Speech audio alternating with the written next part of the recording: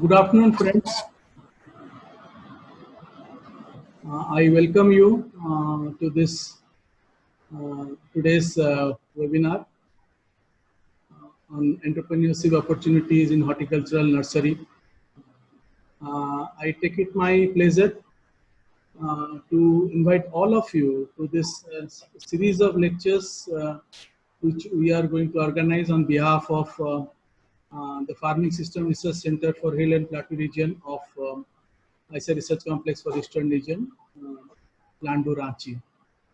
This center has been working in this the Hill and Plateau region of Jharkhand since last 39 years and has been a pioneer in research in vegetable crop and as well as other fruit crops. And over the last few years, our center has been working on promoting agri-entrepreneurship among the farming community of the Hill and Plateau region of the region. And during 2019-20, under the Indian Council of Agriculture Research, one new project has been allotted to us, that is agribusiness incubators. Under this project, the center will mainly focus on encouraging agri-entrepreneurship among the people of the Hill and Plateau region as well as Bihar. And keeping in view this lockdown period, we are focusing mainly on conveying our message on agri-entrepreneurship mainly through this webinars and through this electronic media. And as the things gets normalized, then slowly we will be reaching to a larger audience in physically for promoting agri-entrepreneurship. Friends, we will be conducting a series of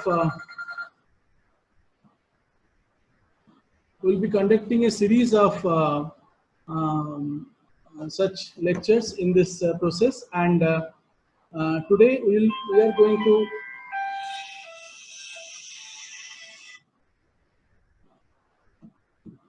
to initiate our lecture with entrepreneurship opportunities in horticultural nursery. In fact, we had another inaugural lecture which was delivered by Dr. Ranjit Kumar on basics of agri-entrepreneurship, and then coming to different specialized topics, we will be conducting different lectures.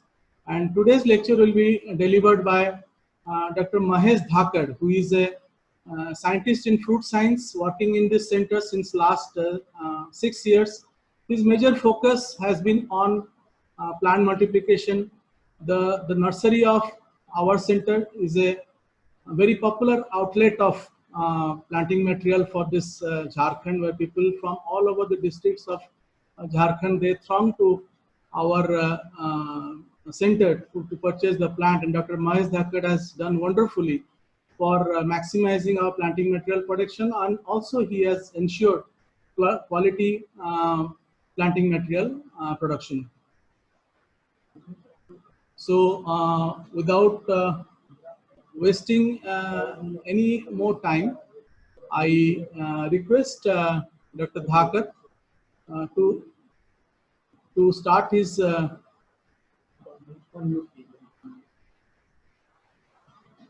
lecture. And so Dr. Mahesh Dhakad, can you hear me?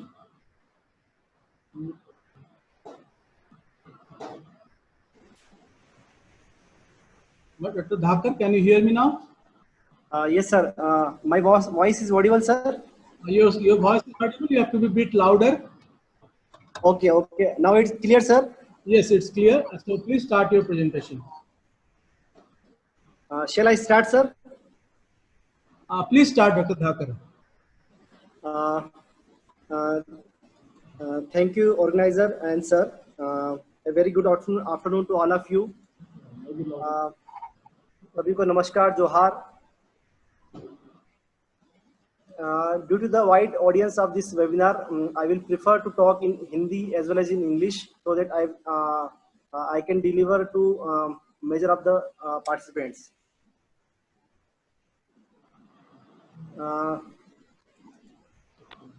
Today we all are talking about the आत्मनिर्भर Bharat and doubling the farmers income. सभी और इसी बात की चर्चा हो रही है कि कैसे हम अपने आप को आत्मनिर्भर बनाएं, हमारी कंट्री को आत्मनिर्भर बनाएं और कैसे हम किसानों की आय को बढ़ा सकें और दुगना कर सकें। इसी मिशन में अभी सभी एग्रीकल्चर सेक्टर में एक रिवोल्यूशन की तरह इसको चलाया जा रहा है। अगर हमको हमारे देश को आत्मनिर्भर करना है तो उससे पहले हमको हमारे राज्य को आत्मनिर्भर करना होगा और राज्य को आत्मनिर्भर करने से पहले हमें अपने आप को, हमारे किसानों को आत्मनिर्भर करना होगा ताकि उनकी आमदनी भी इससे बढ़ सके और उनका जो लाइवलीहुड चल रहा है उसमें भी काफी इम्प्रूवमेंट हो। लेकिन सबसे बड़ा प्रश्न हमारे सामने यह है कि क्या अभी प्रेजेंट सिनेरियो में जो हमारा एग्रीकल्चर और हॉर्टिकल्चर प्रोडक्शन है उससे हम आत्मनिर्भर बन पाएंगे या हम किसानों की आय को दुगना कर पाएंगे। आत्मनिर्भर और किसानों की आय को बढ़ाने के लिए निश्चित तौर पे हमको कुछ आउट ऑफ बॉक्स या कुछ नया करने के लिए सोचना होगा और लोगों को प्रेरित करना होगा। इसी सीरीज में आज मैं यहाँ बात करूंगा कि कैसे हम हॉर्टिकल्चर नर्सरी में उद्यमिता विकास करके लोगों को एक नया जरिया दे आमदनी का और बिजनेस का, जिससे कि वो अपने इनकम को बढ़ा सकें और एक अच्छे जीवन को व्यापन कर सकें।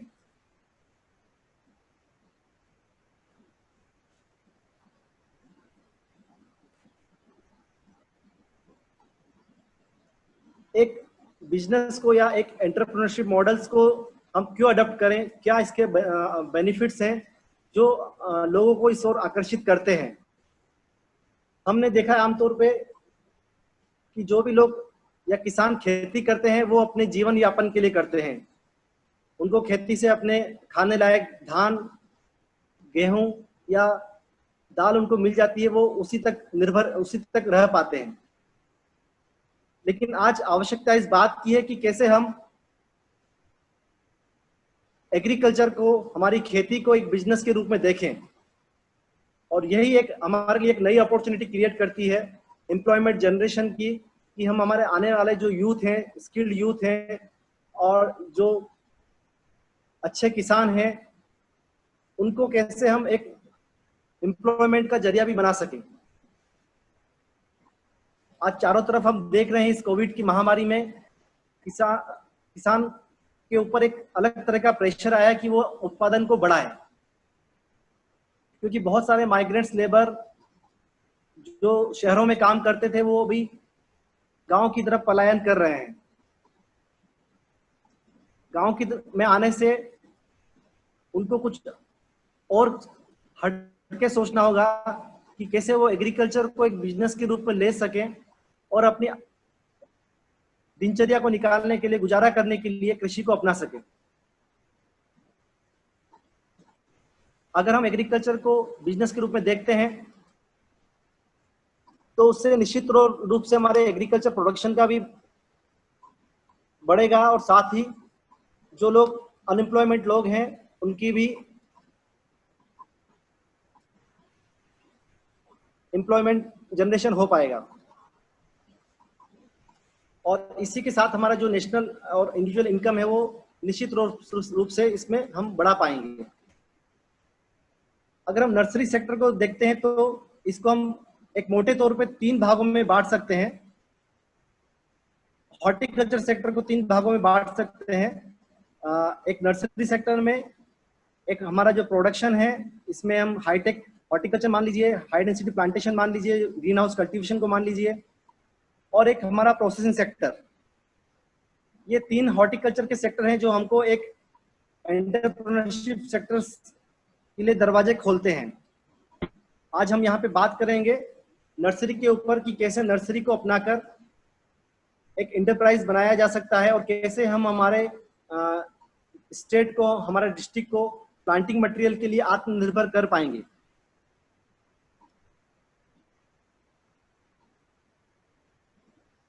हमने नर्सरी को ही क्यों चुना? नर्सरी में ऐसा क्या है कि ये एक अच्छा एम्प्लॉयमेंट जनरेशन अपॉर्चुनिटी बन सकता है। तो अगर हम एग्जांपल लेंगे हमारे झारखंड का, तो अभी भी यहाँ पे प्रति ईयर लगभग 30 लाख से ज्यादा प्लांटिंग मटेरियल की आवश्यकता है, और अभी जो हम प्रेजेंट डिमांड को पूरा कर पा रहे हैं मात्र 3 से 4 लाख पौधा ही हमारे झारखंड में बन पा रहा है, और उसमें भी बहुत सारा नर्सरी ऐसा है जिसके पास अपना खुद का मदर ब्लॉक नहीं है और बाहर से पौधा लाके यहाँ पे आके वो लोग सेल कर रहे हैं। तो जो हमारा जो डिपेंडेंस है बहुत ही ज्यादा जो अदर स्टेट्स हैं उसके ऊपर है प्लांटिंग मटेरियल को लेके। तो ये एक अपॉर्चुनिटी हमारे लिए क्रिएट करता है कि हम हमारे ही स्टेट के अंदर अगर हम नर्सरी को प्रोत्साहन देंगे तो बहुत सारे उद्यमी इस ओर आकर्षित हो सकते हैं। पहले इस सेक्टर में सोचना संभव नहीं था झारखंड में, क्योंकि हमारे पास मदर ब्लॉक्स हैं जिससे कि प्लांटिंग मटेरियल तैयार करने किया जाता है, वो हमारे पास में नहीं था। लेकिन आज हमारे पास में सफिशिएंट मात्रा में फ्रूट्स के आउटचार्ट्स अवेलेबल हैं जहां हम स्मॉल स्केल नर्सरी को प्रमोट कर सकते हैं। बहुत सारी गवर्नमेंट की नई स्कीम्स भी लॉन्च हुई है जो नर्सरी को ही बढ़ावा देने के लिए एक जरिया है, क्योंकि जितने भी प्लांटेशन स्कीम्स को लॉन्च किया गया है उसमें प्लांटिंग मटेरियल्स एक बड़ा ही मुद्दा रहा है कि हम प्लांटिंग मटेरियल इतना कहाँ से लाएंगे। तो ये भी एक अपॉर्चुनिटी क्रिएट करता है यंग एंटरप्रेन्योर्स के लिए, फार्मर्स के लिए, कि वो अपना एक छोटा स्मॉल स्केल नर्सरी को भी स्टार्ट करेंगे तो उसमें उनको काफी फायदा होगा, चाहे वो इनकम के रूप में, एक एक्स्ट्रा इनकम के रूप में हो, चाहे उसको अगर वो व्यवसाय के रूप में लेंगे तो उस और भी वो देख सकते हैं। अगर हम नेशनल हॉर्टिकल्चर बोर्ड, जो कि एक्रेडिटेशन एजेंसी है हमारे इंडिया की, जो नर्सरी को एक्रेडिटेशन प्रोवाइड करती है, तो अगर हम ईस्टर्न स्टेट्स का सिनेरियो पे हम देखेंगे तो वेस्ट बंगाल, उड़ीसा और छत्तीसगढ़, ये 3 राज्य हैं जो नर्सरी में डोमिनेट करते हैं। लेकिन वहीं हम जो देख रहे हैं कि झारखंड और बिहार में जो पंजीकृत नर्सरीज हैं वो काफी कम है। कई लोग सोच रहे होंगे कि हमारे राज्य में तो नर्सरी काफी है, लेकिन उनमें से बहुत सारी नर्सरी है जिनके पास में एनएचबी का एक्रेडिटेशन नहीं है। जो पंजीकृत नर्सरी है, अभी तक जो हमारे पास डाटा अवेलेबल है नेशनल हॉर्टिकल्चर बोर्ड की साइट पे, 5 झारखंड में है और 2 बिहार में है। तो एक बहुत बड़ा गैप है यहाँ पे कि हम, ये 2 बड़े राज्य हैं जिनको हमको प्लांटिंग मटेरियल के दूसरे राज्य के ऊपर निर्भर रहना पड़ता है। तो इस कमी को अगर हमको दूर करना है तो हमें खुद ही सक्षम होना पड़ेगा और हमारे राज्य में हमको नर्सरी को प्रोत्साहित करना होगा। तो नर्सरी सेक्टर को इंटरप्राइजेस के रूप में देखने के लिए यहाँ पे मैं कुछ एग्जांपल्स के द्वारा आपको बताना चाहूंगा कि कैसे लोगों ने नर्सरी को एक इंटरप्राइज के रूप में लिया है और आज वो एक बहुत ही सक्सेसफुल उद्यमी है। तो इसी क्रम में सबसे पहले हम बात करेंगे मिस्टर श्रवण गुप्ता। इनका फल उद्योग नर्सरी है रांची के अंदर, और जो इन्होंने शुरुआत की थी 1996-97 में, जब ये हमारे सेंटर में आके हमारे मालिक जो भी यहाँ पे वर्क करते थे उनके साथ में इन्होंने ट्रेनिंग लेके और उसको सीखा और इन्होंने प्लांटिंग मटेरियल बनाना शुरू किया। उस दौर में भी इनके सामने एक बहुत बड़ा चैलेंज था कि कैसे जो नेबरिंग स्टेट्स हैं उनके साथ कॉम्पीट किया जाए। हमारे प्लांट्स कैसे वहाँ के नेबरिंग स्टेट से कॉम्पीट कर पाएंगे, क्योंकि वहाँ बहुत ही कम दाम में प्लांटिंग मटेरियल अवेलेबल रहता है। लेकिन इन्होंने अपने बिजनेस को सक्सेस करने के लिए प्लांटिंग मटेरियल्स जो तैयार किए हैं वो एक बड़ी पॉलीथीन में बड़े प्लांट्स देना शुरू किए, जिसमें आपका पौधे बड़ा होने के साथ साथ उनका जड़ भी बहुत बड़ा था। तो झारखंड जैसे परिवेश में इस प्रकार के पौधे हमने देखे हैं कि काफी सफल हुए हैं और उनकी मोटिलिटी काफी कम हुई है। तो 2 से 3 साल बड़े पौधे इन्होंने भी देना शुरू किए हैं, और यही इनके बिजनेस का जो मेन मंत्र था। हर बिजनेस को सक्सेस करने के लिए एक आइडिया होता है, एक मोटो होता है, और इनका जो मंत्र था सक्सेस का, इन्होंने गैप फिलिंग के लिए एश्योरेंस दिया। हर गांव में पौधा ये लगवाते थे और गांव वालों को एश्योर करते थे कि जितना पौधा मरेगा ये गैप फिलिंग करके देंगे। इनके अंदर वो विश्वास था कि इनका जो भी पौधा बनेगा उसमें मोर्टेलिटी बहुत ही कम या नहीं होगी, क्योंकि इनका पौधा बहुत ही हेल्दी और एक प्रॉपर आर्किटेक्चर का ये बना के देते थे। और उसी का नतीजा रहा है कि आज झारखंड में इनका सबसे बड़ा नर्सरी है और इतना इनका पास डिमांड आ गया है कि ये पौधा को सप्लाई नहीं कर पाते कई बार। आज के दौर में भी ये लगभग 11.5 लाख रुपए तक इनकी आमदनी पहुंच गई है। तो फ्रूट नर्सरी सेक्टर की हम बात करेंगे तो हमारे पास अभी अपॉर्चुनिटी अवेलेबल होना शुरू हो गई है। हमारे पास एग्जिस्टिंग ऑर्चर्ड्स हैं, हर ब्लॉक में है, हर विलेज में है। उनको हम मदर ब्लॉक के रूप में यूटिलाइज कर सकते हैं। वहां से हम साइन मटेरियल लेके पौधा बनाना शुरू कर सकते हैं। पहले का एक दौर था कि हम वो सोच नहीं पाते थे क्योंकि हमारे पास ये प्लांट्स ही अवेलेबल नहीं थे। अभी झारखंड हमारा इस स्टेज में पहुंच चुका है कि हमारे पास सफिशिएंट मदर ब्लॉक यहाँ पे अवेलेबल है, जिसका यूज करके हम हमारे प्लांटिंग मटेरियल की रिक्वायरमेंट को पूरी कर सकते हैं। अगर एक छोटे स्मॉल स्केल नर्सरी की हम बात करेंगे, अगर कम लो कॉस्ट और मीडियम कॉस्ट की हम बात करें तो एक अगर 100 मीटर स्क्वायर एरिया में अगर हम नर्सरी डेवलप करते हैं जिसमें लगभग 5000 पौधे हम तैयार कर सकते हैं, तो अमूमन लगभग हम 3 साल में 6 लाख तक की आमदनी हम ले सकते हैं। वहीं अगर मीडियम कॉस्ट में जिसमें हम अच्छे स्ट्रक्चर्स का यूज करेंगे, जीआई पाइप्स का यूज करेंगे, वहां पे हम 12 लाख रुपए तक ले सकते हैं। और यहाँ पे मीडियम कॉस्ट में जो इनिशियल कॉस्ट आपका जो फ्रेमवर्क जो बनता है उसी का रहता है, जिसका लाइफ लगभग 40 से 50 साल तक रहता है। तो इनिशियली कॉस्ट ज्यादा रहता है, लेकिन आने वाले समय में सिर्फ आपको शेड नेट का ही एक नॉमिनल कॉस्ट इसमें रहेगा। तो एक छोटे स्केल नर्सरी के रूप में भी शुरू कर सकते हैं। बहुत ही ज्यादा इसमें लागत की आवश्यकता नहीं होती है और ये एक बहुत ही सुटेबल मॉडल हो सकता है कि हम कैसे हमारे एग्जिस्टिंग ऑर्चर्ड में इसको इम्प्लीमेंट कर सके। अगर बड़े स्केल के रूप में बात करते हैं तो अगर हमको 1 लाख प्लांटिंग मटेरियल का अगर हम टारगेट रखते हैं तो इसके लिए लगभग हमको 2 हेक्टर की नर्सरी को हमको बनाना होगा, जिसमें 1 हेक्टर आपका मदर ब्लॉक रहेगा और 1 हेक्टर के अंदर हमारी नर्सरीज का इंफ्रास्ट्रक्चर रहेगा। तो लो कॉस्ट में भी जा सकते हैं, हाई कॉस्ट में भी जा सकते हैं। और अमूमन अगर हम देखें मोटा मोटा तो लगभग 35 लाख पर ईयर तक की हम इसमें आमदनी ले सकते हैं, अगर मैंगो, लीची, गुआवा और लाइम का हम प्रोडक्शन प्लांट्स का करें तो। लेकिन इस हाई टाइप की नर्सरी के लिए थोड़ा हमको इनिशियल इन्वेस्टमेंट इसमें ज़्यादा लगेगा और जो आने वाले टाइम में जो ऑपरेशंस नर्सरी के रहेंगे वो काफ़ी कॉस्टली और लेबर इंटेंसिव रहेंगे। तो अगर हमको इसको और इजी करना है तो हमको कुछ मैकेनाइजेशन के अंदर हम जा सकते हैं। बहुत सारे मैकेनाइजिंग टूल्स आजकल अवेलेबल हैं, चाहे वो बेंच ग्राफ्टर हो, चाहे बैग फिलिंग मशीन्स हो। बैग फिल करना एक बड़े नर्सरी के लिए सबसे बड़ा एक हेडेक होता है कि इतने सारे बैग्स को फिल करना और इतने मैन पावर्स का अवेलेबिलिटी, वो भी इस रेनी सीजन में जब मोस्टली हमारा पेडी का सीजन भी होता है तो लेबर का अवेलेबिलिटी भी काफ़ी कम रहता है इस समय में। तो इसको अगर मशीनरी के अंदर कन्वर्ट किया जाए, मशीनरी का यूज़ करेंगे तो जो हमारा लेबर रिक्वायरमेंट है और जो कॉस्ट है नर्सरी का हम कम कर सकते हैं। बहुत सारे अच्छे अच्छे बडिंग और ग्राफ्टिंग नाइफ्स डेवलप हो चुके हैं, हैंडी है बहुत, जिनका आसानी से यूज करके हम हमारे यूज का स्किल्स को हम अपग्रेड कर सकते हैं। तो ये फ्रूट्स क्रॉप का सिनेरियो है नर्सरी के अंदर, कैसे हम फ्रूट क्रॉप की नर्सरी को डेवलप कर सकते हैं। जैसे कि हम बात कर रहे थे कि कैसे हम नेशनल हॉर्टिकल्चर बोर्ड से नर्सरी को एक्रेडिटेशन दे सकते हैं, कैसे हम दिलवा सकते हैं।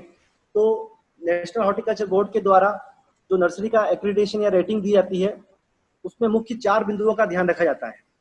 आपके पास किस लेवल का इंफ्रास्ट्रक्चर है, लो कॉस्ट है, शेड नेट है या पॉली हाउस है, ग्लास हाउस है, साथ ही आपका जो प्रोडक्शन सिस्टम्स है और क्वालिटी पैरामीटर्स आप जो फॉलो कर रहे हैं वो आप कितने सुदृढ़ कर रहे हैं और कितना क्वालिटी आप मेंटेन रख पा रहे हैं। गुड नर्सरी मैनेजमेंट प्रैक्टिसेस, जैसे आप स्प्रे करते हैं, स्प्रे का शेड्यूल आप मॉनिटर कर रहे हैं कि नहीं कर रहे हैं, पूरे शेड्यूल्स को पूरा फॉलो कर रहे हैं या नहीं कर रहे हैं।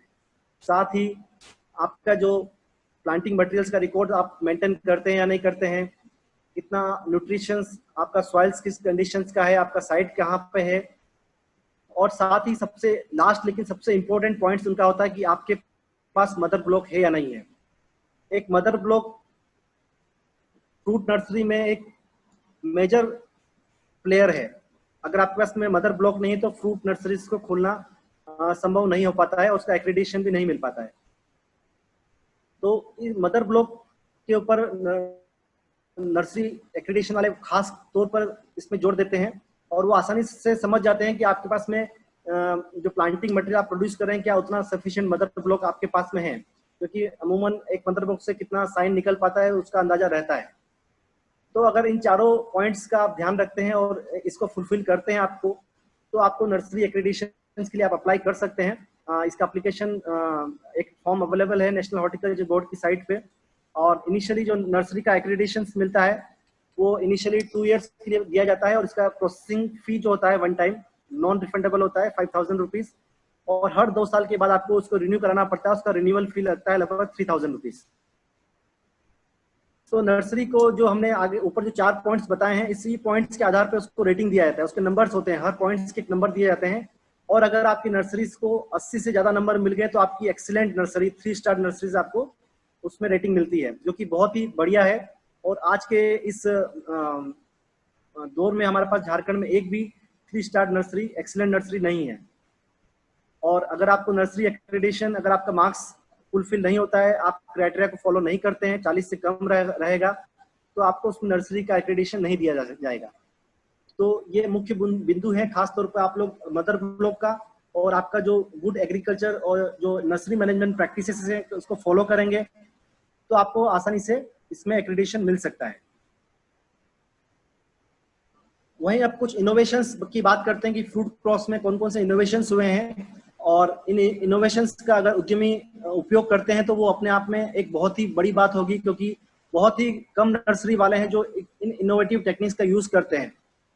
और अगर आप इनका यूज करेंगे तो आप अपने आप में एक मोनोपोली डेवलप कर सकते हैं, जिसका और कोई किसी के पास में उसका तोड़ नहीं होगा। आप ही उसके मालिक होंगे और आप ही उस टेक्नोलॉजी आप ही के पास होगी, और आपका उससे जो प्रोडक्शन है आपका पूरा बिक जाएगा। तो इन इनोवेशंस में सबसे पहले हम बात करते हैं लीची में। अमूमन लीची का जो प्लांट्स तैयार किए जाते हैं वो बूटी के द्वारा, जिसको लेयरिंग बोलते हैं हम, उसके द्वारा तैयार किए जाते हैं। लेकिन झारखंड में बहुत सारी गवर्नमेंट की स्कीम्स आई खासकर लीची के लिए, लेकिन वो कई हद तक उतना, एक सबसे बड़ा कारण था हमारे पास जो प्लांटिंग मटेरियल अवेलेबल था वो सब बूटी के द्वारा बनाया हुआ था, और उसी के कारण से हमारे जो झारखंड जो प्लेटू कंडीशन है, रेनफेड कंडीशन में लीची के पौधे को सर्वाइवल बहुत ही कम रह पाया। तो अगर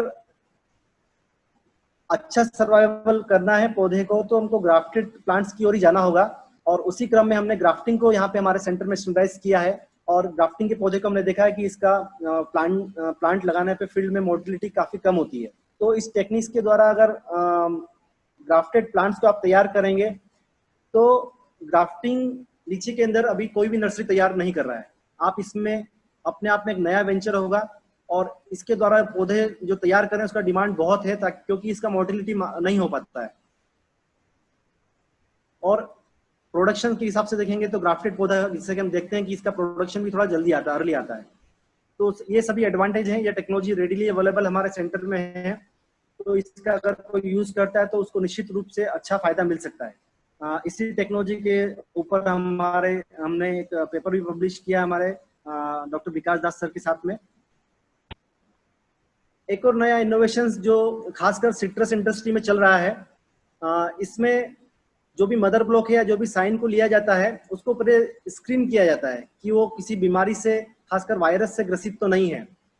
हम देखते हैं कि हमारे पास जितना भी हम आम का जो कलम यहाँ पे करते हैं या कहीं भी इसका कलम किया जाता है आम का, तो सबसे बड़ा दिक्कत होती है हमको एंथ्रेक्नोज बीमारी की। वो हमारे मदर ब्लॉक से ही साइन के साथ में आ जाता है, और बहुत सारे ग्राफ्ट हमारे फेलवर होने का चांसेस रहता है इसी कारण से, क्योंकि उसमें एंथ्रेक्नोज होता है, लेकिन हम उसको डिटेक्ट नहीं कर पाते हैं।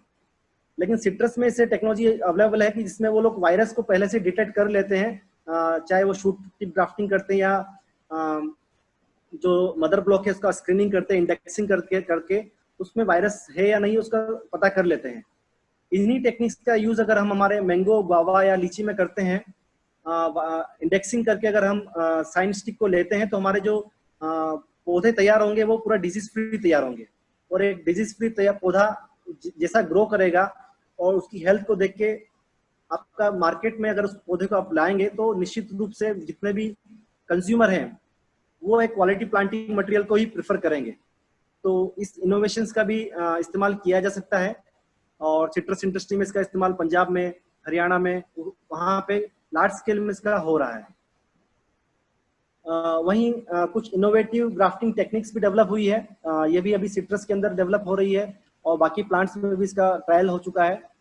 माइक्रो ग्राफ्टिंग या माइक्रो बडिंग, इसमें बहुत ही छोटा बर्ड लेवल का या माइक्रो बर्ड लेवल का स्टिक लेके ग्राफ्ट बर्ड लेके उसको ग्राफ्ट किया जाता है रूटस्टॉक के ऊपर। और इसकी खासियत ये होती है कि जितना छोटा पोर्शन बर्ड होता है उसके अंदर वायरस मल्टीप्लाई नहीं कर पाता है, इसी कारण से वो एकदम वायरस फ्री प्लांटिंग मटेरियल बनता है। तो ये भी एक टेक्निक है आपको कैसे आप डिजीज फ्री प्लांट्स बना सकते हैं और उसको प्रोजेक्ट कर सकते हैं। वहीं हम देखते हैं कि अभी भी हमारे झारखंड में कोई भी माइक्रो प्रोपोगेशन यूनिट नहीं है। आज जितना भी बनाना का प्लांटेशन हो, चाहे स्ट्रॉबेरी का प्लांटेशन हो, चाहे पाइनएप्पल का प्लांटेशन हो, मोस्टली माइक्रो प्रोपोगेटेड प्लांट से ही हो रहा है, टिश्यू कल्चर प्लांट से ही इसको किया जा रहा है।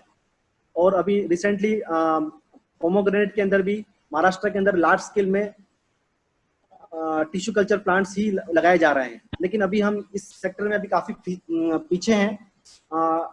एक कारण यह भी है कि इस प्रकार की फैसिलिटी को डेवलप करने के लिए काफी कॉस्ट लगता है इनिशियली, लेकिन अगर इसको हमारी गवर्नमेंट एजेंसी से फंडिंग करके अगर कोई उद्यमी करना चाहेगा तो ये एक बहुत ही बड़ा वेंचर होगा झारखंड के लिए और एडजॉइनिंग स्टेट्स के लिए, क्योंकि इस प्रकार के प्लांटिंग मटेरियल की डिमांड बहुत है। हमारे पास उतने सफिशिएंट प्लांटिंग मटेरियल नहीं है बनाना के लिए, पाइनएप्पल के लिए, स्ट्रॉबेरी के लिए, और ये सभी प्लांटिंग मटेरियल हम बाहर से इंपोर्ट कर रहे हैं, चाहे वो स्ट्रॉबेरी के लिए हिमाचल हो, चाहे बनाने के लिए महाराष्ट्र या छत्तीसगढ़ हो, या पाइनएप्पल के लिए उड़ीसा हो। तो ये सभी प्लांटिंग मटेरियल हम बाहर से ही हम लाते हैं। तो इसका डिमांड तो हमारे यहाँ पे काफी है, लेकिन इस टाइप की अगर एक वेंचर हम शुरू करते हैं झारखंड के अंदर तो ये काफी डिमांडिंग होगा यहाँ के लिए भी। वैसे ही जैसे फ्रूट सेक्टर में है, वैसे ही वेजिटेबल सेक्टर भी एक नर्सरी में एक बहुत ही उभर के आने वाला सेक्टर है।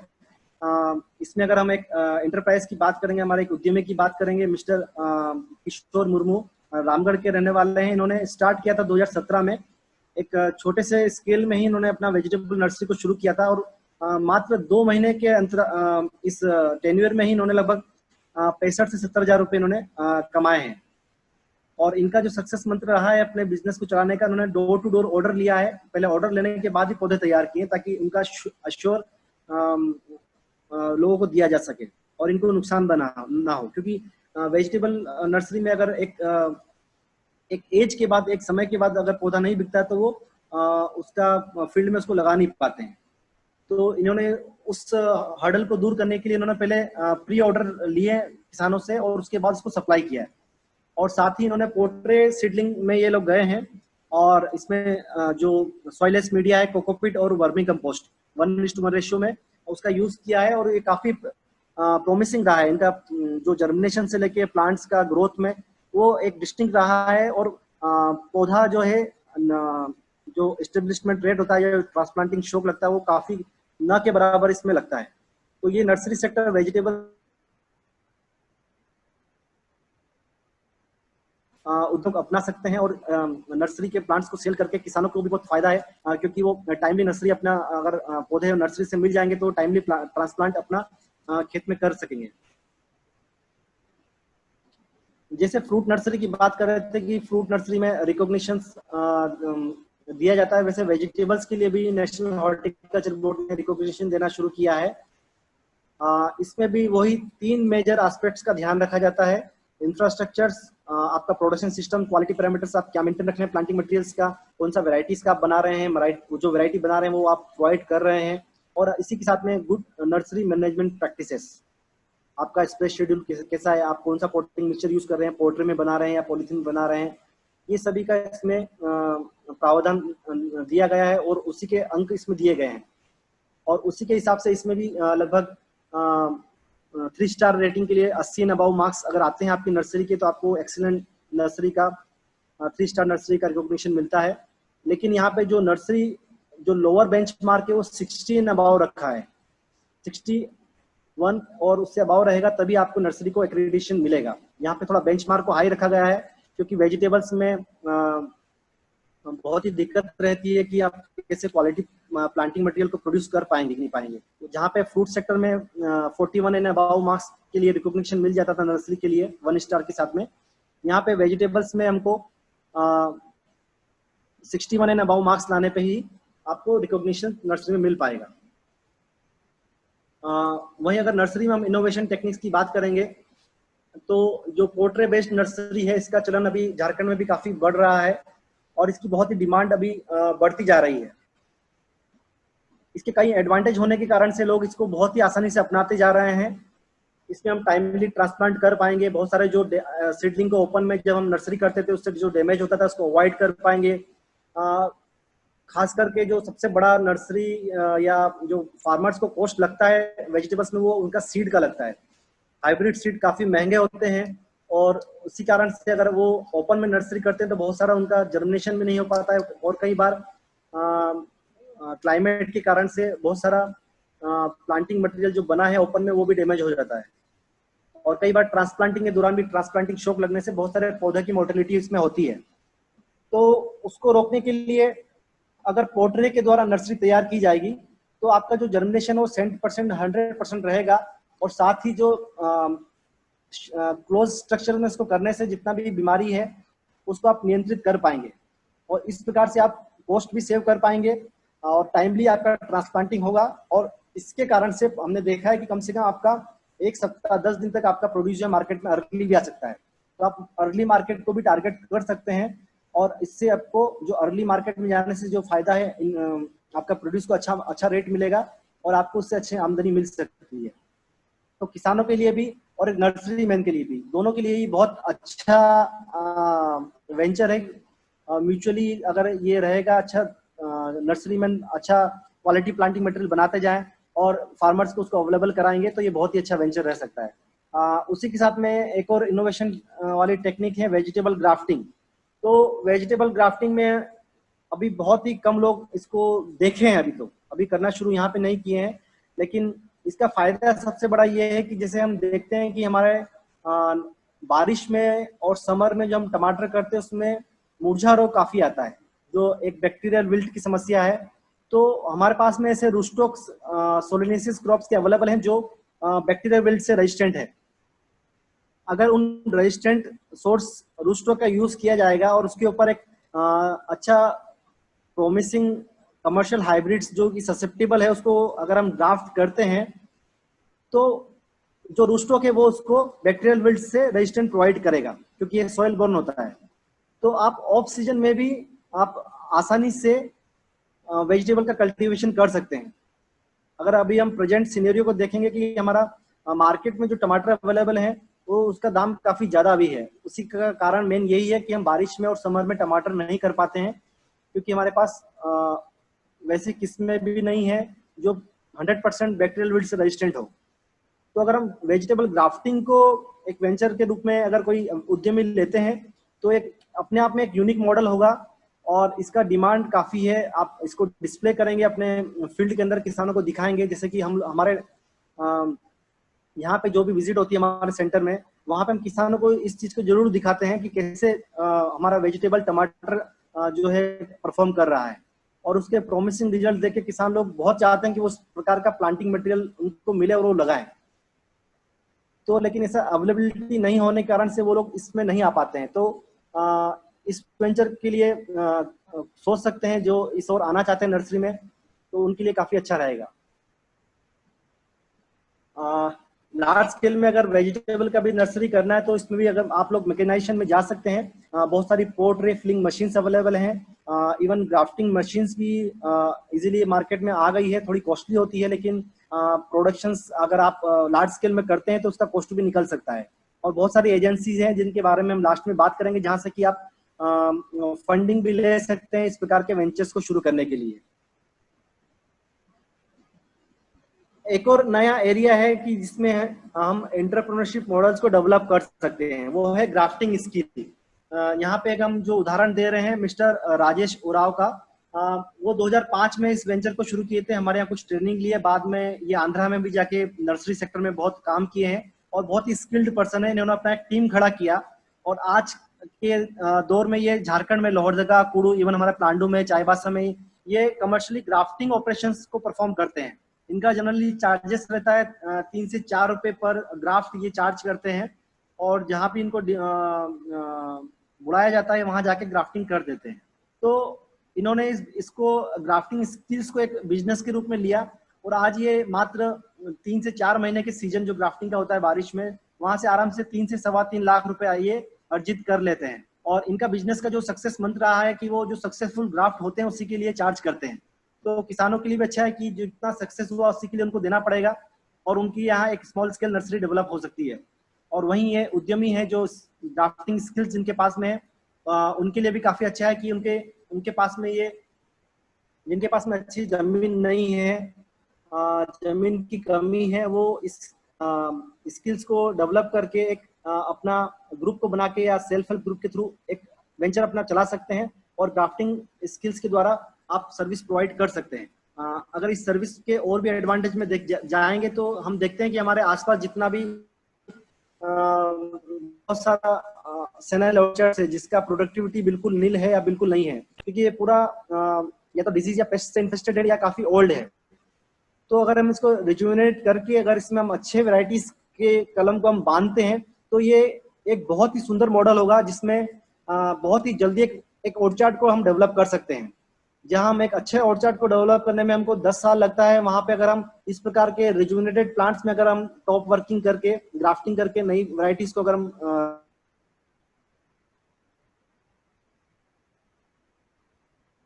लाते हैं तो बंद हो जाएगा। तो किसानों के लिए भी आमदनी बढ़ेगी, क्योंकि उनके बहुत सारे ऑर्चार्ड्स जो है जो सेनाइल हो चुके हैं, खराब हो चुके हैं और बहुत ही पुराने हो चुके हैं, तो उनके लिए भी आमदनी का सोर्स बढ़ेगा। और जो ग्राफ्टिंग स्किल्स के लिए जो एंटरप्रेन्योर्स बन रहे हैं उनके लिए भी एक अपॉर्चुनिटी क्रिएट होगी कि वो कैसे ज़्यादा से ज़्यादा इसको ठीक कर पाए। वहीं एक और वेंचर है जिसमें इंस्टीट्यू ग्राफ्टिंग के लिए हम प्रमोट करते हैं। अगर आपको इंस्टीट्यू ऑर्चार्ड्स डेवलप करना है तो आप अपना फील्ड के अंदर, अपने खेत के अंदर एक निश्चित दूरी के ऊपर जो सजेस्ट किया जाता है वहां पे आप गुठलियों को डाल दीजिए। 4 से 5 गुठली प्रति गड्ढा डालेंगे, उसमें आपका पौधा निकल जाएगा। अगर आप इनिशियल स्टेज में ग्राफ्टिंग करना चाहते हैं तो इपिकोटाइल ग्राफ्टिंग हो जाएगा, या आप 1 साल के बाद ग्राफ्टिंग करना चाहते हैं तो सॉफ्ट वुड ग्राफ्टिंग के द्वारा आपके फील्ड में ही डायरेक्ट ऑर्चार्ड में ही आप खेत में ही आपको ग्राफ्टिंग कर देंगे। इस प्रकार की तकनीक को इन सीटू ऑर्चार्ड एस्टेब्लिशमेंट बोलते हैं। और अगर ऐसे ग्राफ्टिंग स्किल्स हमारे राज्य में अगर होगी तो हम इंस्टीट्यूट ऑर्चार्ड्स के मॉडल डेवलप कर सकते हैं, क्योंकि राजस्थान जहाँ पानी की बहुत कमी होती है वहाँ पे इंस्टीट्यूट ऑर्चार्ड काफी सक्सेसफुल रहा है, चाहे वो बेर के अंदर हो चाहे वो आंवला के अंदर हो। तो उस मॉडल को हम यहाँ पे रेप्लिकेट कर पाएंगे आम में, लीची में, अमरूद में। और इंस्टीट्यूट ग्राफ्टिंग के द्वारा भी हम कम पानी में, कम रिसोर्सेज में भी पौधा को ऑर्चार्ड्स लगवा सकते हैं, किसानों के लिए ऑर्चार्ड डेवलप करा सकते हैं। एक और क्योंकि झारखंड में हम देखते हैं कि हम बायोडाइवर्सिटी रिच स्टेट है यहाँ पे, तो इसको कैसे हम एक एंटरप्रेन्योरशिप मॉडल के रूप में इसको हार्नेस कर सकते हैं। ये अपॉर्चुनिटी हमारे पास में है, हमारे पास में अच्छी डाइवर्सिटी है, तो इसको कैसे हम एक मॉडल के रूप में डेवलप कर सके, उद्यमी इसको ले सके। तो एक एग्जाम्पल के रूप में समझते हैं। ये जो है जैक फ्रूट, कटहल का आप फल देख रहे हैं, पोहा देख रहे हैं, ये एक फार्मर्स की अपनी खुद वैरायटी है। उसके पास में एक ऐसा प्लांट था, कई वर्षों पुराना प्लांट है उसके पास में, और उसमें इस प्रकार के एकदम रेडिश कॉपरी रेड उसके फ्लेक्स जो कोवा बोलते खाने वाला वो निकलता है। तो इतना अट्रैक्टिव कलर है कि हर कोई इसका पौधा को लेने के लिए तैयार है। तो ऐसे उद्यमी ये कर्नाटका के हैं, तुमकुर डिस्ट्रिक्ट के, इन्होंने ऐसे वेजिटेबल्स, ऐसे जैक फ्रूट को इन्होंने कंजर्व किया अपने यहाँ पे। और इसके प्लांट्स जो हमारा एक आईसीआर के संस्थान है, Indian institute of horticulture research Bangalore में, उससे कोलैबोरेट करके उसने ग्राफ्टिंग स्किल्स को अपना डेवलप किया और अपना ग्राफ्टिंग प्लांट्स बनाना शुरू किया। और आज वो प्रति पौधा लगभग 200 रुपए का अपना उसका प्लांट्स बिक रहा है, और लोग 200 रुपए में खरीदने को तैयार हैं, क्योंकि ये अपने आप में एक यूनिक वैरायटी है, यूनिक जर्मप्लाज्म है। और आज वो 1 साल में लगभग 7 लाख रुपए तक वो प्रॉफिट अर्जित कर ले रहा है। और वहीं आईएचआर के साथ कोलैबोरेट करके आईएचआर उसको प्लांटिंग मटेरियल बनाने में हेल्प कर रहा है। और आईएचआर जो भी प्लांटिंग मटेरियल बना रहा है उसमें वो एक मैकेनिज्म उसने डेवलप किया है, क्योंकि ये फार्मर्स की वैरायटी है तो उसका बेनिफिट फार्मर्स को जाना चाहिए। ये हमारे जो protection of plant variety and farmers rights एक अथॉरिटी है, उसका एक रूल है, उसके अकॉर्डिंगली आईएचआर उस किसान को बेनिफिट शेयरिंग भी कर रहा है। तो आईएचआर ने बेनिफिट शेयरिंग करके लगभग 4 लाख रुपए प्रति साल उसको प्रोवाइड कर रहा है। तो सोचिए, मात्र एक प्लांट से एक किसान 4 लाख खुद पौधा बेच के और 7 लाख खुद पौधा बेच के और 4 लाख आईसीआर आईएचआर के द्वारा वो ले रहा है। मात्र एक प्लांट से उसने अपनी जिंदगी को चेंज कर लिया है। और उसका एक प्लांट्स को बचाने के लिए उसने इस लेवल का मैनेजमेंट किया है कि उसने उस प्लांट्स को बचाने के लिए सीसीटीवी कैमरा भी इंस्टॉल कर लिए हैं, जो कि हम एक मिडिल क्लास आदमी सोच भी नहीं सकता है। लेकिन किसान आज उतना सक्षम हो पाया है कि वो अपने प्लांट्स को बचाने के लिए एक सीसीटीवी कैमरा लगा रहा है और उसका 24 घंटे मॉनिटरिंग कर रहा है।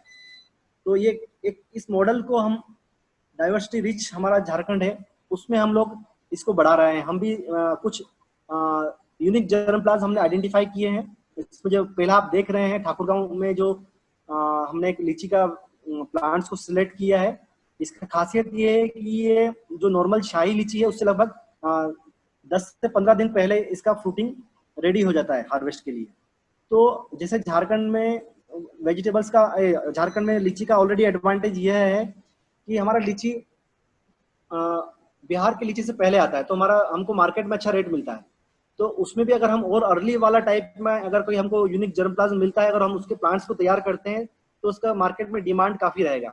तो उसी प्रकार हमने इस प्लांट को आइडेंटिफाई किया है लीची के ठाकुरगांव में, और इसको हम PPVFR अथॉरिटी के द्वारा इसको रजिस्ट्रेशन के लिए डाले हुए हैं।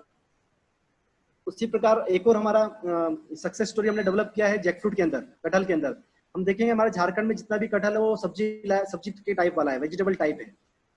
तो वेजिटेबल टाइप कटहल में हमारे पास पूरी भरमार है, बहुत अवेलेबल है। लेकिन जो ऑफ सीजन टाइप है, अक्टूबर से लेकर जनवरी, इस बीच वाला कटहल हमारे पास काफी कम रहता है, और इसी समय मार्केट में ये 100 से लेकर 200 रुपए किलो तक बिकता है। उसके बाद इसका रेट कम हो जाता है। तो अक्टूबर से लेकर जनवरी तक जो फ्रूटिंग वाला कटहल है ऑफ सीजन टाइप का, उसको हमने कलेक्शन किया है। और उसी में एक किसान है, ये हमारे रांची के ही हैं, और इसके प्लांट्स को हमने लेके NBPGR में इसको रजिस्टर किया है। और हम वो जो बेनिफिट शेयरिंग वाला इनके साथ में एग्रीमेंट करने जा रहे हैं, और इसके प्लांटिंग मटेरियल हम बनाना शुरू कर रहे हैं इस बार से। और काफी डिमांड अभी से ही आने लगी है। कई न्यूज़पेपर के माध्यम से लोगों को या हमारे सेंटर में आके कई लोगों को पता चला है, और कंटिन्यूस इसके लिए कॉल आते हैं सीजन में कि हमको इस टाइप का अर्ली टाइप का कटहल हमको चाहिए। तो इस टाइप के अगर यूनिक जर्मप्लाज्म को कोई आइडेंटिफाई करता है और हमारे साथ में अगर इसको हम इसमें हेल्प कर सकते हैं कि हम इसको फार्मर्स वैरायटी को रजिस्टर करा सकते हैं, IC नंबर के लिए रजिस्टर कर सकते हैं, और एक नर्सरी वाला नर्सरी मैन, ये एक उद्यमी किसान के साथ में बेनिफिट शेयरिंग का एक मॉडल डेवलप कर सकते हैं। तो एक यूनिक अपॉर्चुनिटी है हमारे पास में, जिसको किसी ने नहीं किया है, और एक नई संभावना लोगों को दे रहा है कि इसको किस प्रकार से इधर हम बढ़ सकते हैं। उसी प्रकार एक और अभी नया चल रहा है कि कैसे हम जियोग्राफिकल इंडिकेटर जो हमारे हैं, इसको एक एग्जांपल के रूप में समझते हैं कि जैसे बिहार में अभी हाल ही में जो जर्दालू आम है भागलपुर का, उसको रिकॉग्निशन मिला है, जियोग्राफिकल इंडिकेटर मिला है। इसका मतलब ये है कि जो जर्दालू आम है, जो भागलपुर में जो जर्दालू आम है, वहाँ का जो क्वालिटी है वो कहीं वैसा क्वालिटी नहीं मिलेगा, क्योंकि वो क्लाइमेट उसके लिए सबसे सूटेबल है, और उसको उस क्लाइमेट में ही वो फ्लेवर और वो टेस्ट डेवलप होता है। तो अगर प्रोड्यूसर के पॉइंट ऑफ व्यू देखें तो अगर कोई इसको भागलपुर का जर्दालू आम करके बेचेगा तो उसको ज्यादा प्रॉफिट होगा, क्योंकि सबको पता है ये भागलपुर का जर्दालू ओरिजिनल है। लेकिन कोई भी इसको पायरेसी कर सकता है, कोई भी भागलपुर के नाम से बेच सकता है। तो गवर्नमेंट ऑफ इंडिया ने एक जियोग्राफिकल इंडिकेटर रजिस्ट्री बनाई है IPR के तहत, और उसमें जियोग्राफिकल इंडिकेटर वो उस रीजन को देते हैं, ताकि उस रीजन में वो यूनिक जो चीज है वहाँ वो मेंटेन रहे, और कंज्यूमर्स को फायदा यह है कि उनको एक यूनिक मटेरियल बिना किसी चीटिंग के उनको मिल पाएगा। तो ऐसे बहुत सारे जियोग्राफिकल इंडिकेटर, जैसे एग्जांपल देते हैं आपको, जैसे दार्जिलिंग टी है, जो दार्जिलिंग टी का जो टेस्ट है और जो फ्लेवर है वो दार्जिलिंग में उत्पादित होने वाली टी में ही आएगा। कंगरा टी जो कंगरा में हो रही है वो जो क्वालिटी वो कंगरा से ही निकल पाएगी। कुर्ग ऑरेंज जो है, जो कुर्ग में हो रहा है, वहीं पे उसका क्वालिटी वैसा आ पाएगा। तो कुछ यूनिक प्लेस होते हैं, कुछ यूनिक के लिए, जैसे अल्फांसो है आपका रत्नागिरी डिस्ट्रिक्ट में, जो कोस्टल रीजन है, वहीं पे अल्फांसो का जो टेस्ट है, जो फ्लेवर है, वो वहीं पे बन पाएगा, बाकी जगह नहीं बनेगा। तो उस रीजन को, पूरे रीजन के प्लांट्स को रजिस्टर कर दिया जाता है कि यहाँ से जो प्रोड्यूस निकलेगा वो उसको GI टैग मिल जाता है। तो इस GI टैग की बात करेंगे तो सबसे ज़्यादा अगर हैंडीक्राफ्ट में है, उसके बाद में एग्रीकल्चर सेक्टर में मिलता है, और एग्रीकल्चर सेक्टर्स में भी हम बात करें तो सबसे ज़्यादा हॉर्टिकल्चर में जीआई का डिमांड है। और कर्नाटक, वेस्ट बंगाल, केरला, तमिलनाडु ये लीडिंग स्टेट है जहाँ पे बहुत सारे जियोग्राफिकल इंडिकेटर मिल चुके हैं। तो अगर जियोग्राफिकल इंडिकेटर की हम बात करें, हमारे यहाँ भी बहुत सारे यूनिक मटेरियल है। जैसे हम वेजिटेबल टाइप जैक फ्रूट की बात कर रहे थे, जो सब्जी के लिए सबसे अच्छा टाइप का जो कटहल निकलता है वो हमारे यहाँ का फेमस है। अभी लॉकडाउन के दौरान भी जब मीट का शॉप वगैरह इतना नहीं चल पा रहा था, लोग जैक फ्रूट की तरफ ही बढ़े थे और उसको एक वेजिटेबल मीट के रूप में सोर्स देख रहे थे, और काफी इसका डिमांड बढ़ा था इस सीजन में। सभी कमोडिटीज को सेल करने में प्रॉब्लम हो रही थी, लेकिन जैक फ्रूट का सेल कभी कम नहीं हुआ हमारा। इसका डिमांड हमेशा रहा वेजिटेबल टाइप में और बिका है यहाँ पे। तो इस प्रकार की यूनिक अपॉर्चुनिटीज को हार्नेस कर सकते हैं कि कैसे हम यहाँ पे हमारे सेक्टर के लिए जीआई दिलवाएं। बिहार में तो शाही लीची के लिए, जर्दालू के लिए ऑलरेडी मिल चुका है। तो हम हमारे कौन से और कमोडिटीज हैं जो हमारे यहाँ के यूनिक है, उसको हम जीआई दिलवा सकते हैं। और उस सेक्टर में अगर जीआई मिल जाएगा तो वहाँ पे नर्सरी अगर उस चीज का बनाते हैं तो काफी डिमांड होगा प्लांटिंग मटेरियल के लिए। तो वैसे एक नया सेक्टर है नर्सरी टूरिज्म। नर्सरी के अंदर देखते हैं हमारे इंडिया में अभी नया है, लेकिन फॉरेन में हम देखते हैं, यूके में, न्यूजीलैंड में ये बहुत ही पॉपुलर है। वहाँ पे बड़े बड़े नर्सरीज होते हैं, लोग वहाँ जाते हैं, अपने नाम का प्लांट भी लगवाते हैं या कोई यूनिक प्लांट्स शेप में उसको खरीद के लाते हैं और अपने गार्डन्स में लगाते हैं। और टूरिज्म के रूप में लोग वहाँ पे अगर एक पिकनिक स्पॉट के रूप में उस टूरिज्म करते हैं, लोग जाते हैं। एक सिंपल सा एग्जांपल देते हैं, एक छोटे से चीज के कारण से हमारा नर्सरी फेमस हो गया है। हमारे माली है, एक आम का पेड़ है, उसको लगभग 15 से 20 अलग अलग टाइप के आम का कलम उसमें बांध दिए हैं, और एक सिंगल प्लांट के अंदर लगभग 15 से 20 प्रकार का आम लगता है। तो वो एक अट्रैक्शन का पॉइंट बन जाता है। कई लोग किसान घूमने के लिए जब आते हैं तो वो उनके जहन में रह जाता है कि वहाँ पे प्लांडू में एक ऐसा आम है जिसमें 15 से 20 प्रकार के आम फलते हैं, अलग अलग तरह के आम फलते हैं। तो ये एक अट्रैक्शन वाला पॉइंट बनता है, लोग उसको देखने के लिए आना चाहते हैं। तो आप अपना नर्सरी में ऐसे यूनिक चीज को डेवलप कीजिए। गुलाब, जिसे फ्लोरिकल्चर में इसका स्कोप काफी है। अगर आप एक रोज प्लांट्स में 3 या 4 कलर के अलग अलग गुलाब को अगर ग्राफ्ट करते हैं तो इस प्रकार के ग्राफ्टेड गुलाब की काफी मार्केट में डिमांड रहेगी। हर कोई चाहेगा कि 3 से 4 अलग अलग प्रकार का फ्लावर देने वाला गुलाब वो लोग लगाएं। तो ये एक नया एरिया है जिसको लोग अपना सकते हैं एक एंटरप्रेन्योरशिप के रूप में। और एक और जो मॉडल हमारे फॉर्मर हेड है डॉक्टर एस कुमार सर, उन्होंने शुरू किया था, वो हर ओकेजन में अपने इवेंट्स में, चाहे मैरिज हो चाहे बर्थडे हो, एक प्लांट्स गिफ्ट देना शुरू किया लोगों को। तो जो भी लोग वो प्लांट्स लेते हैं उनके दिमाग में रहता है कि हाँ, ये हमको उस इवेंट्स के लिए उस सर ने वहां से हमको प्लांट दिया था, और ये वो आज हमको आम फलने लगा है, आज नींबू फलने लगा है। तो एक यादगार भी बना रहता है, साथ में एक यूनिक गिफ्ट है हमारे नेचर के लिए भी और हमारे लिए भी। तो गिफ्टिंग ए प्लांट ये अपने आप में एक वेंचर है जिसको लोग आसानी से शुरू कर सकते हैं। अभी हाल ही में एक बनाना के ऊपर एक वेंचर शुरू किया साउथ में, केरला में। सभी जानते हैं कि बनाना लीव्स के अंदर हम लोग खाना ट्रेडिशनल है, खाना खाते हैं, लेकिन एक मल्टी कंपनी ने उसको साइंटिफिकली प्रूव किया कि अगर हम बनाना की लीफ में गर्म खाना खाते हैं तो बहुत सारे वोलेटाइल कंपाउंड्स जो बनाना लीव्स में होते हैं, बेनिफिशियल होते हैं, वो उस खाने में मिल जाते हैं और हमारी हेल्थ के लिए अच्छा है। और उसी की को उसने साथ में लिया और आज वो बनाना लीव्स के प्रोडक्शन को ही प्रमोट कर रहा है और एक बहुत बड़ा वेंचर साउथ में इसको खड़ा किया है। तो छोटे छोटे आइडियाज हैं नर्सरीज के अंदर जिसको लोग ले सकते हैं और उस आइडिया से अपने लाइफ को चेंज कर सकते हैं। लैंडस्केपिंग एक ऐसा एरिया है जिसका डिमांड हमेशा रहता है। इतने बड़े बड़े ऑफिसेस हमारे यहाँ पे, बिल्डिंग से अपार्टमेंट्स झारखंड में है, चाहे बड़े बड़े सिटीज जमशेदपुर, रांची, बोकारो, धनबाद। लेकिन अभी हमारा स्किल जो है लैंडस्केपिंग के लिए बहुत ही कम है। अभी इवन अभी जो फ्लावरिंग और श्रब्स और फॉलेज प्लांट्स है उसके नर्सरी में भी अभी हम काफी पीछे हैं। बाकी नर्सरीज जो बाकी स्टेट की नर्सरी है वो कमर्शियली इस चीज को बनाते हैं। तो एक नया वेंचर है, कुछ लोग शुरू भी किया, जैसे नीचे एक आम के साथ में देख रहे हैं कि फॉलेज प्लांट्स का एक इंटरक्रॉपिंग किया है और इस फॉलेज प्लांट्स का काफी डिमांड है बुके बनाने में।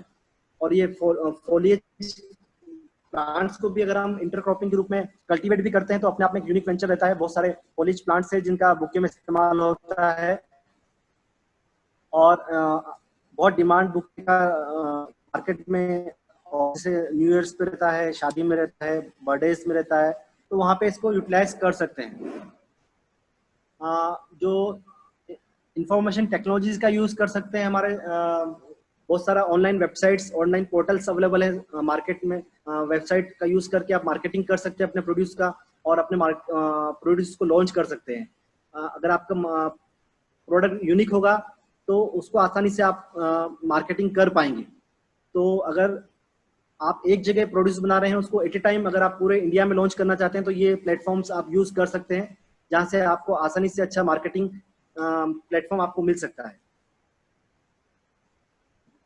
तो ये हमने नर्सरी सेक्टर में क्या क्या संभावना है उसकी बात की थी। अब थोड़ा हम बात करना चाहेंगे कि नर्सरी के क्या क्या कंपोनेंट्स होते हैं और इसको नर्सरी बनाने के लिए, एस्टेब्लिश करने के लिए किन किन बातों का हमको ध्यान रखना चाहिए।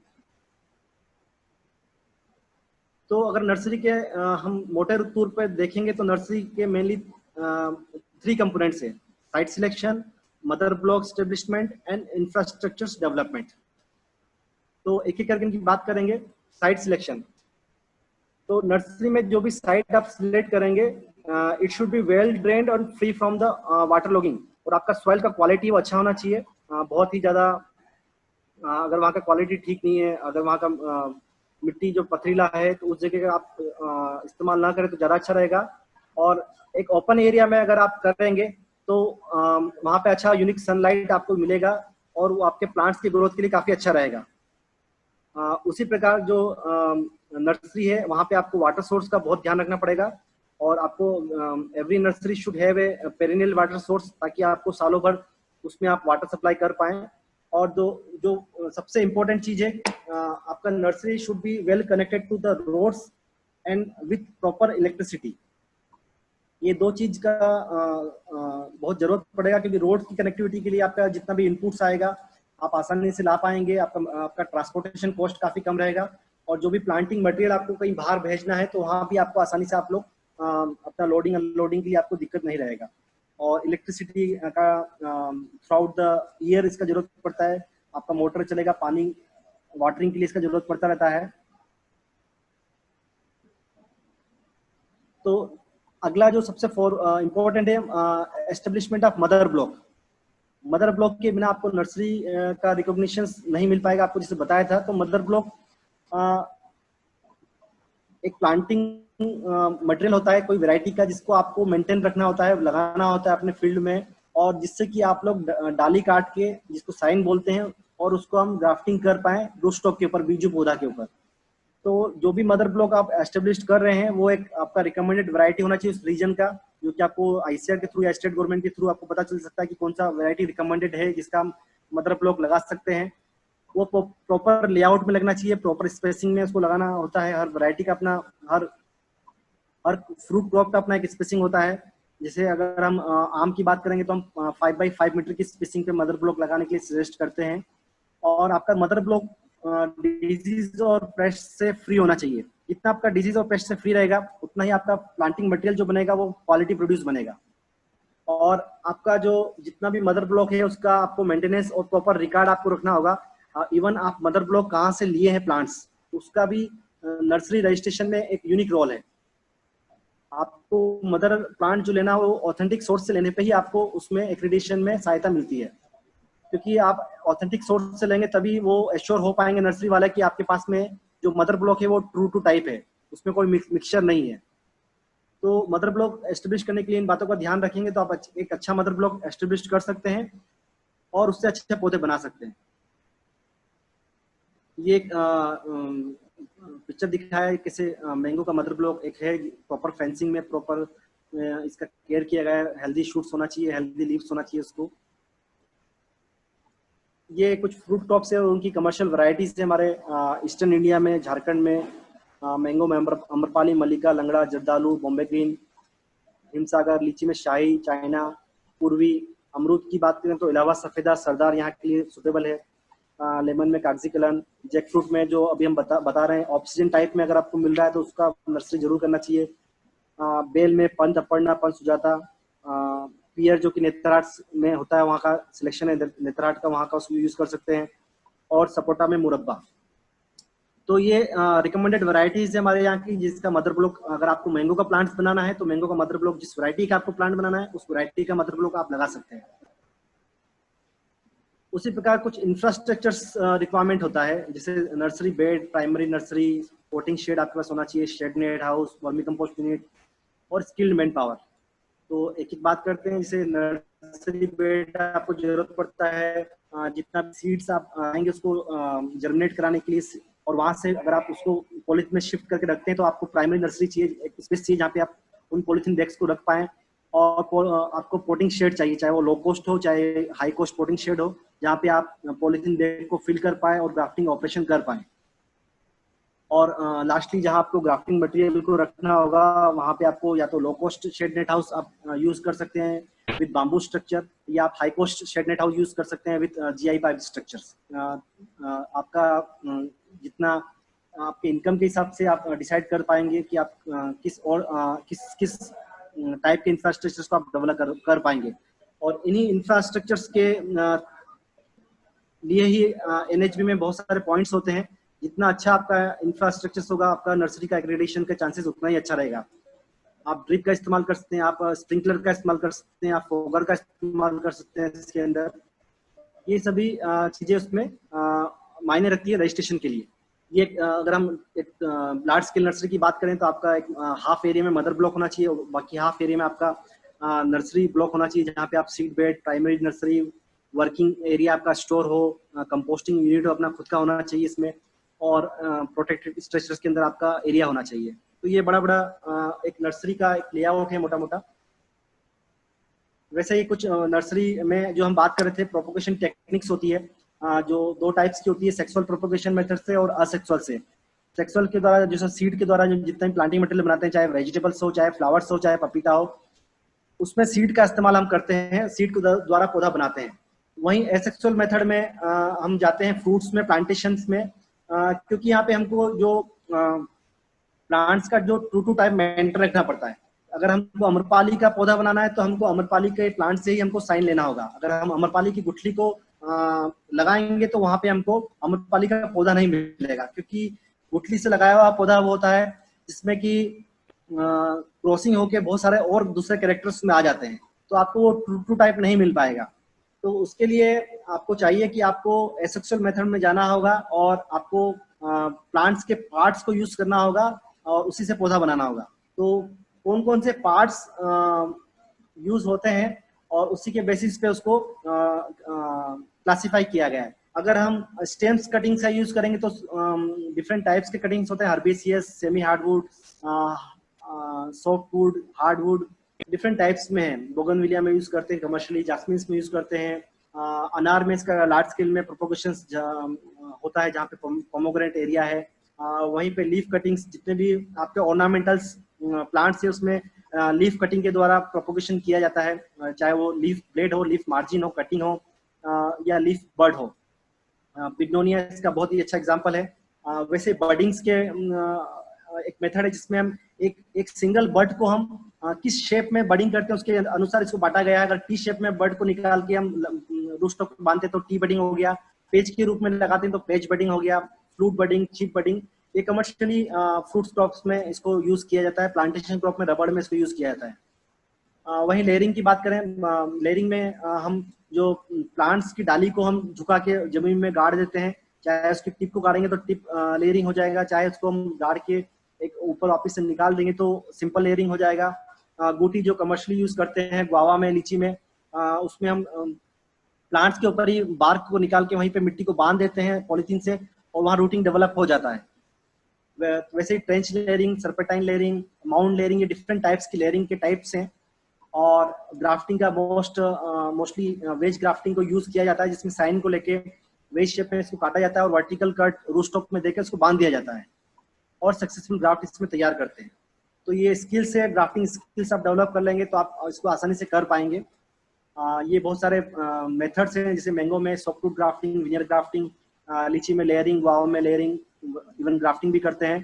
तो डिफरेंट फ्रूट क्रॉप में डिफरेंट मेथड ऑफ प्रोपगेशन होता है और डिफरेंट टाइम होता है, टाइम भी वेरी करता है। हर फ्रूट क्रॉप के लिए अलग अलग क्रॉप के लिए अलग अलग टाइम रहेगा।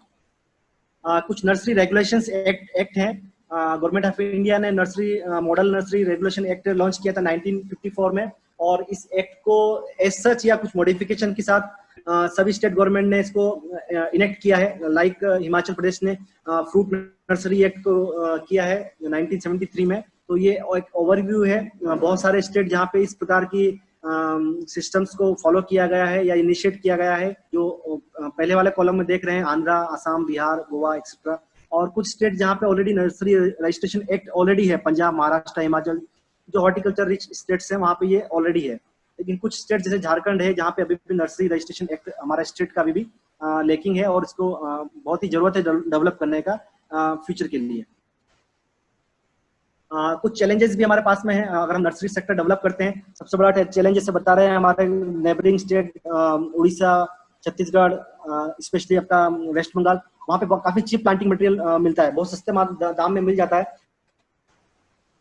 करने के लिए सॉल्यूशन है बड़ा पॉलिथीन बड़े आकार देंगे 2 से 3 साल पुराना, proper root to shoot ratio से, तो उसका फील्ड के अंदर भी आपको जहाँ पे 3 से 4 साल 5 साल तक फ्रूटिंग आता है, वहाँ पे आपका 2 या 3 साल में फ्रूटिंग आ जाएगा। तो फार्मर्स का भी 2 से 3 साल का टाइम बचा सकते हैं, और एक अच्छा क्वालिटी प्लांटिंग मटेरियल भी दे पाएंगे बड़ा वाला, जिसका मोर्टेलिटी कम होता है। वैसे ही एक मदर ब्लॉक हमारे एक बड़ा हर्डल था नर्सरी को बनाने के लिए, लेकिन अभी हमारे पास एग्जिस्टिंग ऑर्चार्ड्स हैं। अगर उसको हम अपॉर्चुनिटी लेते हैं और वहाँ पे स्मॉल स्केल नर्सरी डेवलप करते हैं तो वहाँ पे कर सकते हैं, और एक म्यूचुअल एग्रीमेंट भी करा सकते हैं ऑर्चार्डिस्ट के बीच में और नर्सरी एंटरप्रेन्योर्स के बीच में, जिसके पास स्किल से बनाने का। हम देखते हैं कि एवरी ईयर एनुअली हम बहुत सारा प्रूनिंग करते हैं प्लांट्स के अंदर। वो प्रूनिंग वुड भी हमारा एक साइन के रूप में काम आ सकता है और उसका इस्तेमाल किया जा सकता है। और अगर आपका प्रॉपर मदर ब्लॉक नहीं है, आप मदर ब्लॉक बना रहे हैं, तो उस कंडीशन में आपको एक कंपोजिट नर्सरी की तरफ जाना चाहिए, जिसमें आप फ्रूट, वेजिटेबल, फ्लावर, जैसे हमने एग्जांपल दिया है, अगर 100 मीटर स्क्वायर नर्सरी एरिया को हम बांट देंगे 2 एरिया में, 50 मीटर स्क्वायर फ्रूट्स कर रहे हैं, 50 में हम पपाया, वेजिटेबल्स और फ्लावरिंग प्लांट्स को करते हैं, तो अमूमन लगभग हम 3 लाख ग्रोस इनकम एनुअली इसमें प्राप्त कर सकते हैं। वैसे एक बड़ा चैलेंज है हमारे पास, अभी तक स्किल्ड मैन पावर नहीं है, तो इसके लिए हम हमारे संस्थान है, बहुत सारे संस्थान जो ट्रेनिंग यूथ को प्रोवाइड कर रहे हैं ग्राफ्टिंग के लिए, जिसके ग्राफ्टिंग स्किल्स वो डेवलप कर सकते हैं और अपना सर्विस दे के अपना सर्विस बेस्ड चार्जेस अपने ले सकते हैं ग्राफ्टिंग के लिए। तो जैसे कोवर्किंग का आपको एग्जांपल बताया था, इंस्टीट्यूट ऑर्चार्ड एस्टेब्लिशमेंट का एग्जांपल बताया था, ये सब अपॉर्चुनिटी बनती है अगर आप में स्किल डेवलपमेंट हो जाता है तो।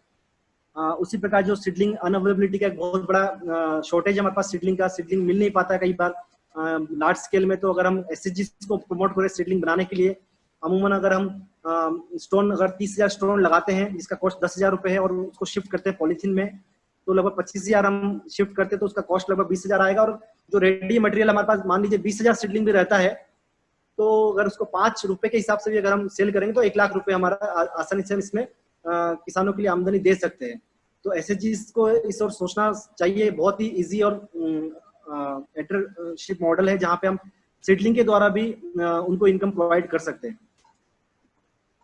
कैपिटल इन्वेस्टमेंट की बात करें, कहाँ से आपको स्कीम्स का फायदा मिल सकता है। नेशनल हॉर्टिकल्चर बोर्ड का स्कीम है, चाहे वो मदर ब्लॉक के लिए एस्टेब्लिश करने के लिए हो, चाहे नर्सरी सेटअप करने के लिए हो, चाहे नर्सरी के एक्रेडिटेशन के लिए हो। नाबार्ड का सेटअप है नर्सरी के लिए, मदर ब्लॉक के लिए भी है, एनएचए मॉडल नर्सरी के लिए फाइनेंसिंग करता है। तो इन्हीं सभी एरिया को आप लोग एक्सप्लोर कर सकते हैं जहाँ पे आपको फंडिंग इजीली मिल पाएगी। और स्किल डेवलपमेंट की बात करें, we are ready to provide the skills to all the entrepreneurs और the farmers. We have 3 days and 5 days training programs for all entrepreneurs at our center, and we are providing training since many years. Apart from our center, BAU, BITS Agriculture University, and other KVKs, they are also providing the training. And recently we have launched the incubation facility. In this facility, we are providing the platform for the entrepreneurs to test their ideas for the nursery skill development or other ideas. Because we have very fantastic nursery infrastructure at our place, we will help in business plan preparation, as well as we have the qualified trainers. We will give the trainings on nursery for the skill development.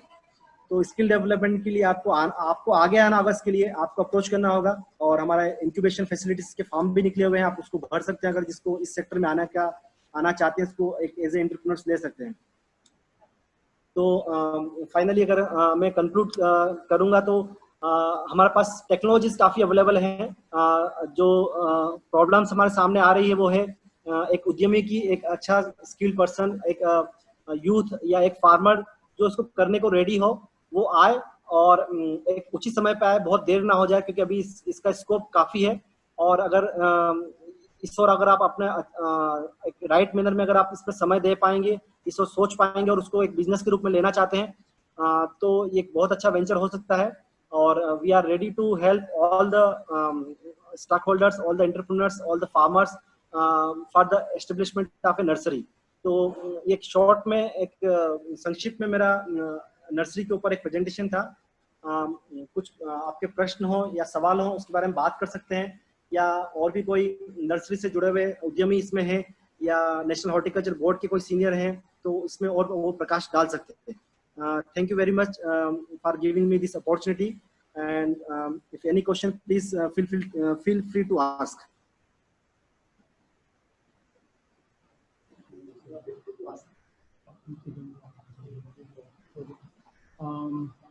Thank you very much, Dr. Mahesh. आपका presentation बहुत ही सुंदर था और बहुत ही informative था। आप nursery industry के जो सारे पहलू हैं उसको आप अच्छी तरह से कवर किए हैं, और बहुत सारे क्वेश्चंस भी आए हैं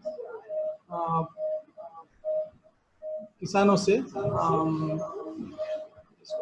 एक क्वेश्चन में देख रहा हूँ, अजय कुमार जी का क्वेश्चन है सर। जी जी जी। ये पूछ रहे हैं कि would you be hosting residential training for youth.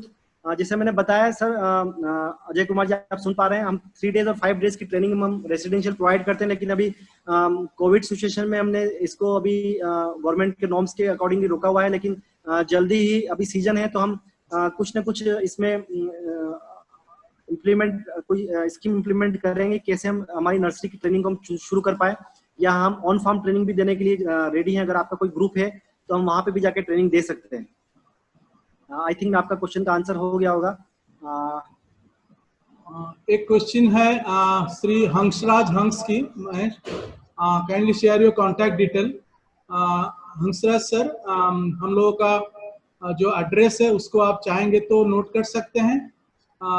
ICR research complex for eastern region, farming system research centre for hill and plateau region at Plandu, Ranchi, Jharkhand 834010। Anjali madam, आपका आप you are looking for any feedback link? Ma'am, I don't have it, but you can always put your feedback in the chat room so that we can get back to your feedback. There is a question from Mahesh Bhoyar ji regarding which will be more economical, coco pit plus vermiculite plus perlite or coco pit plus vermicompost. Doctor Dhakar इसमें कुछ बोलना चाहेंगे? Sir आवाज clear नहीं आ रहा sir आपका। एक question है श्री महेश भोयर जी के, cocopeat plus vermiculite plus perlite और कोकोपीट प्लस वर्मी कंपोस्ट, दोनों में से अच्छा अगर ये सर ये समझ में आया सर। अगर हम मीडिया की बात करेंगे तो मीडिया में अवेलेबल बहुत सारा कोकोपीट है, परलाइट है, वर्मिकुलाइट है, लेकिन हमको कॉस्ट इफेक्टिवनेस और आपका अवेलेबिलिटी को देखना होगा। और हम यहाँ पे टेस्ट किए सभी मीडियाज को, हम पाए कि आप वर्मी कंपोस्ट प्लस कोकोपीट इसमें अगर जाएंगे तो आपका नर्सरी का जर्मिनेशन भी अच्छा रहेगा और उसमें जो डिजीज का जो सॉइल बॉर्न डिजीज रहता है वो भी नहीं आएगा। आपको कोकोपीट स्टेलाइज मिलता है और वर्मी कंपोस्ट अगर उसमें आप ट्राइकोडर्मा का यूज करेंगे तो बाकी जितना भी सॉइल बॉर्न डिजीज है वो मर जाता है। तो कोकोपीट और वर्मी कंपोस्ट 1:1 रेशियो में यूज करेंगे तो ये एक सबसे अच्छा पोटिंग मिक्सचर अभी वेजिटेबल्स के लिए और आपका पपाया नर्सरी के लिए है। Thank you very much, Dr. Mahesh. हमारे साथ we are fortunate enough, we had lot of personalities like Uma Madam from NRC Banana, Dr. Shivendra Kumar, our former head of our center. Sir आप लोगों के presence से ये जो हमारे webinar है इसका जो इम्पोर्टेंस है और ज़्यादा हमारे लिए महत्वपूर्ण बन गया है सर। इस डिस्कशन में हम आपका भी व्यू जानना चाहेंगे सर। कुमार सर, हम आपको रिक्वेस्ट भेजे अनम्यूट करने के लिए। If you can kindly give your remarks regarding the presentation, sir, if possible, sir.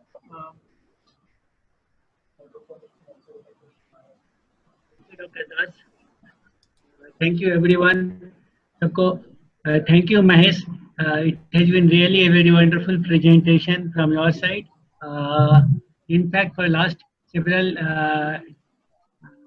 years that we are looking for entrepreneurship development in nursery development in business, nursery enterprise.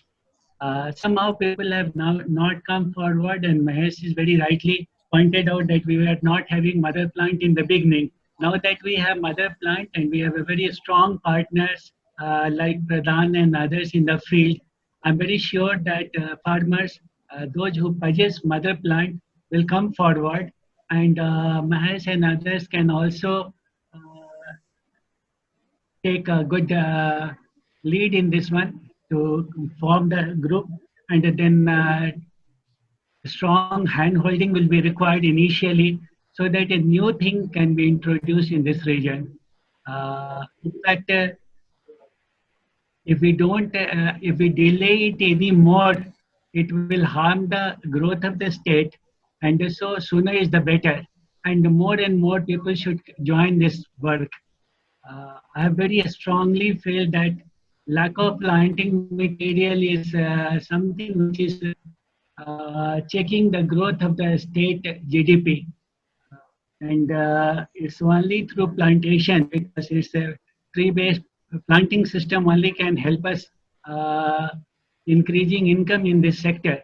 So we're looking for this team to be very active and have a very short-term program on this, and either residential or on-farm. But then we should certainly take a lead in this sector so that farmers take advantage of this one and the state also take advantage of this one. Your presentation was very comprehensive, very good. Initially, I think many people will have many things to ask from you. I will not be having any elaborate remarks on this one. लेकिन मुझे मालूम है कि the team that you have built up, because of this COVID situation, it will have some limitation. But in the long run, what we look for is quality planting material for this region, where mortality is very minimum and then cost is very effective. Thank you for including me also in this program. Thank you so much. Thank you very much, sir, for your valuable remarks, sir. It's really it's been a wonderful feeling, sir, having your remarks always. It's been encouraging for all of us at Plantu, sir. You are such our mentor for all the scientific fraternity in agriculture working in Jharkhand, sir.